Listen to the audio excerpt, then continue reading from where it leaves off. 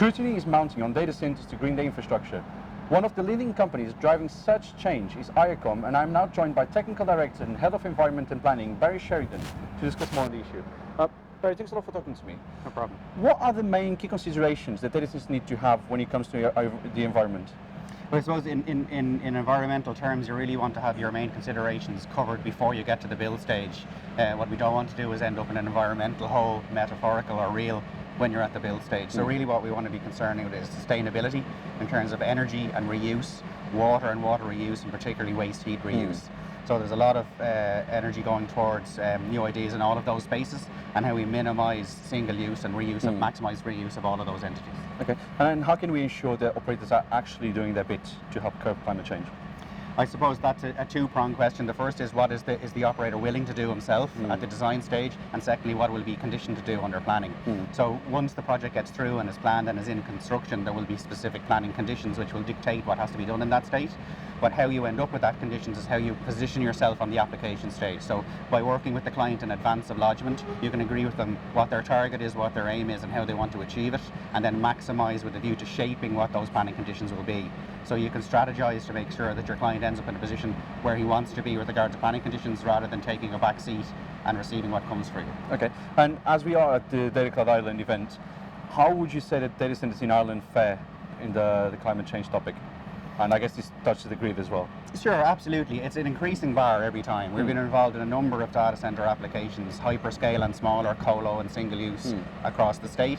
And every time we go into the planning system, the bar raises. So the projects now with the legislation changes likely to come in will end up going directly to An Bord Pleanála. Previously they would go to a local authority and then be appealed to An Bord Pleanála. So the local authority might take a certain view on what they require in sustainability, but then once you get appealed or you end up before the national planning body, they have an ever-increasing bar they want to see with regard to reuse of heat, the potential for district heating in connection to same, and water reduction. So you really need to be thinking about those questions before you're asked, designing your site to be able to anticipate those questions and be in a position to facilitate them if they're asked. What you don't want to do, as I said earlier on, is to be asked that after you've lodged and then retro-engineer your design. So we're working with a number of mission-critical clients to hone the projects to be in shape in that way. It has to be a first thought. And what sort of products is AECOM looking to launch or services to launch into the market within this sort of topic? Yeah, well, in that specific area, we're working with a number of clients on making facilities data centre facilities ready for district heating connection.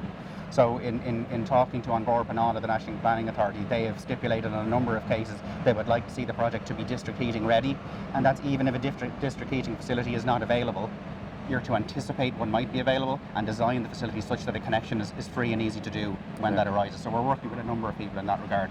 Also, a number of clients are looking to get into the renewable space themselves by either acquiring or contracting renewables through wind farms, etc. And we're working with a number of clients in that space as well. Do you see more data center operators actually buying farmlands or solar power lands to build their own sort of renewable power grids? Yes, well, we can go two ways. You can buy it and own it yourself and operate, or you can do it through contractual situations. Okay. More and more people are data center operators are looking to do it themselves. They have more control over program. Program is critical, so they're looking to be in charge of their own destiny in that regard. So more of them are looking at having their own renewable rather than contracting a third-party renewable. Maybe there's a second revenue stream for them in the future, Quite selling possibly. energy. Quite possibly. And then as we are at the event here, as I said, what do you expect to change in the next 12 months within the Irish data center space? It can be anything related to power, taxes.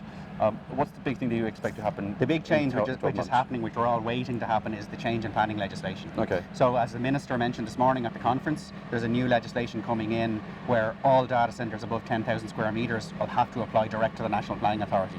So that'll circumvent the local planning, the county council in the local area, and go direct to the national body. The national body will take quite a strict view and a clear view on sustainability, on waste heat recovery, and they'll be quite prescriptive in what they expect to receive.